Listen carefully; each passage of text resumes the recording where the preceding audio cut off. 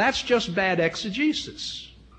That's not respecting the context of the New Testament and the variation in the possibility of the uses of words. He tells us, for example, that when Jesus was betrayed, everyone fled, and so we have no eyewitnesses to His crucifixion. How do you know that? That is an assumption. The New Testament does not say, having fled, they stayed away. You have to assume that, and that is an assumption you make because it is one that somehow supports the position that you want to take. He wants to say about Jesus and Jonah. Was Jonah alive in the belly of the whale? Yes. And so was Jesus alive? He wants to talk about threes and so on. I'll tell you the answer to the sign, Mr. D. Dot. It is that Jonah was entombed. It happened to be in a fish. And Jesus was entombed. It happened to be in the earth. The issue is not three. The issue is not dead or alive. The issue is entombment. I'm surprised to hear you admit, I think you admitted, that Jesus was in the tomb alive for 3 days. That's not standard Muslim doctrine. Standard Muslim doctrine is that Jesus' similitude or image somehow was imparted to someone standing nearby, and Jesus got away scot-free, and someone else was on the cross. Well, that is a Muslim interpretation, is it not, my friend? If you would look among your scholars, if you would look at the range of opinions and interpretations in Islamic theology, this is at least one perspective. Now, what's not being said to many of you people tonight, you Americans, is this: that Islam has a great divergency of perspectives on a variety of issues. But you're not going to hear that tonight. You're not going to learn that. What is said to you tonight by one man is in effect reported as that which all Muslims believe about a certain thing. And we could pick 100 subjects tonight and discover considerable diversity. Jesus was in the tomb 3 days alive. I'm astonished. What does 3 days equal, he asks. Well, I would suggest to you, what does 5 minutes equal? In Beirut, you'd better not take 5 minutes to mean 5 minutes on the clock, 60 seconds. Because it doesn't. Can you repair my shoes? Yes. When will they be ready? 5 minutes. It means a little while. It's very imprecise. You want to ask me, Dr. Douglas, how much time did you spend in Lawrence, Kansas? 2 days. When did you arrive? 2 o'clock Thursday. When did you leave? 9 o'clock Friday. That hardly sounds like 48 hours. But it is 2 days.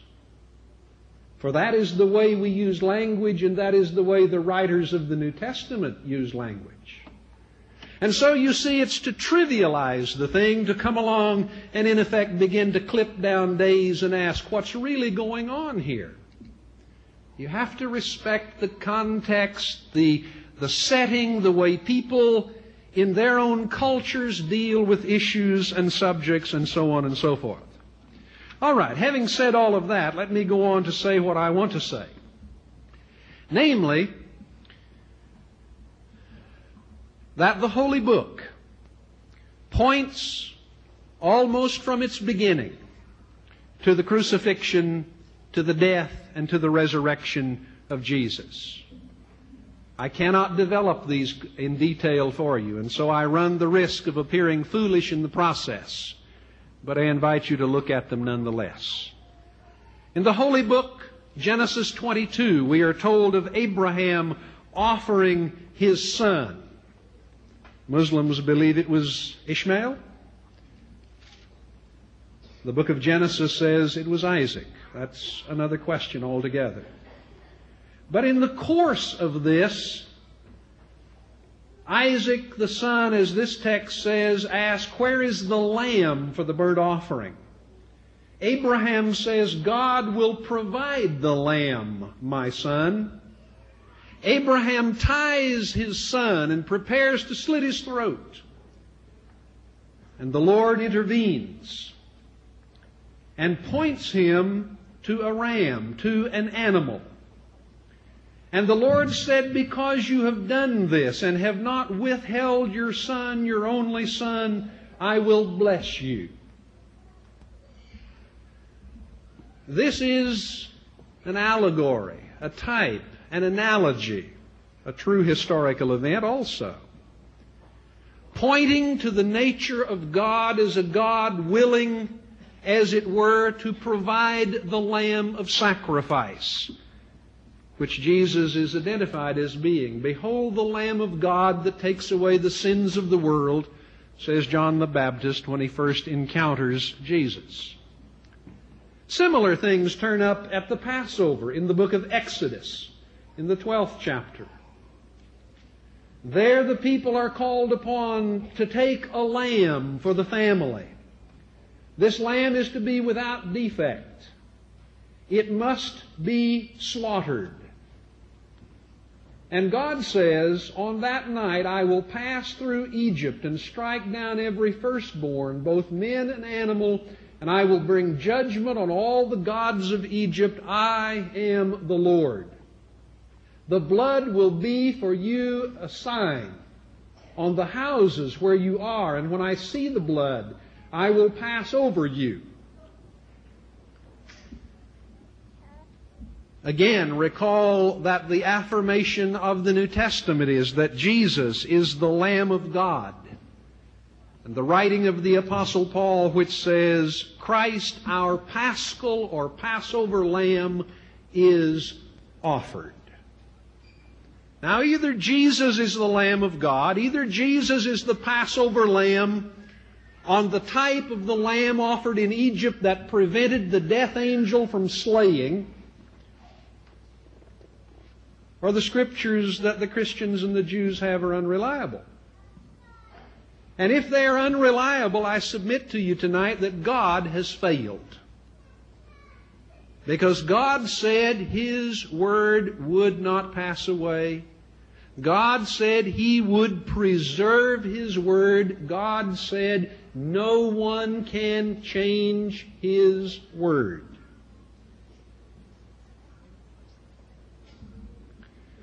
In the Day of Atonement, as described in Leviticus 16, again, an analogy drawn out of the history of the Jews. On that particular day, an animal, in fact, two animals, play different roles. One becomes, in effect, the sacrifice for the sins of the people. The other, while living, comes to carry all of the sins of the people far away into a lonely place where that sin no longer is present, for them to have to confront moment by moment and day by day. In the New Testament, in the book of Hebrews, chapters 9 and 10, in a very extensive sort of way, the idea is developed that Jesus is both the priest and the sacrifice, the one who cancels and removes sin. The prophets spoke as well. One quick example from the book of Isaiah. Now I understand that Mr. D. will be tempted to say that's an interesting prophecy, but where does it say that it has anything to do with Jesus? Well, it doesn't in the book of Isaiah. I mean, after all, Isaiah lived 700 years before Jesus came along. But as you come to the writings of the New Testament, as people saw more fully the purposes of God unfolding, they saw its meaning and made application. Now, they were either wrong or they're right. And if they're wrong, God failed. Because God said He would preserve His Word and protect His Word. In 53 of Isaiah, we read, He was oppressed and afflicted, yet He did not open His mouth. He was led like a lamb to the slaughter. And as a sheep before his shearers is silent, so He did not open His mouth. By oppression and judgment